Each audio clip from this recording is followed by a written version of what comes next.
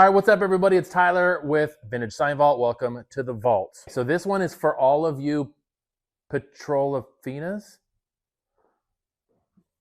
Petrotrilliana collectors. I don't know. It is 1910. We're in Beaumont, Texas. A drill hit something about 1,100 feet down and we got explosion. A gusher called a spindle top is absolutely exploding oil about 150 feet up in the air. Okay, before they can even shut it off and cap that thing, the sucker is producing 100,000 barrels a day.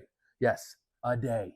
That was more than any other oil well in America combined at that time. There was about 200 oil companies created that night. One of the biggest that came out of that was Texaco. When this was all going down, a former Standard Oil worker called Buckskin Joe, that was his nickname, he saw an opportunity. And so he gets together with an investor. And that investor's name is Arnold Shallett. They raised $3 million. So the dude who was working at Standard Oil, an investor, go out and they get $3 million. That's a lot of money back in the 1900s, right?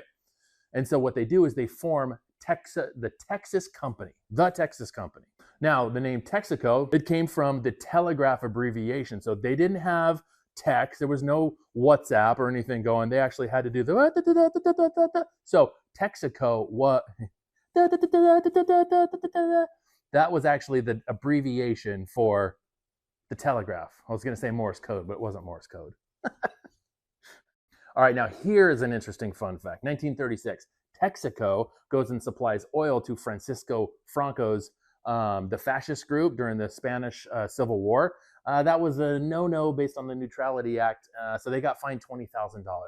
I don't know what that translates into today's money, but they got a slap on the hand, but they kept selling.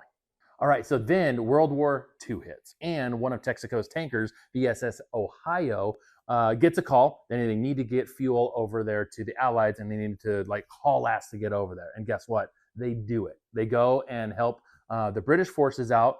And word on the street is, or at least in history books, that it was one of the most bombed ships in the region at the time. Many sailors, when you look through the history books, they call it one of the most bombed ships in history. So there you have it. You got a garage, you got a shop, you do some maintenance on it, whatever you want, something you just like the whole cool history part of it. Here you go. Get this sucker. Link in the description below.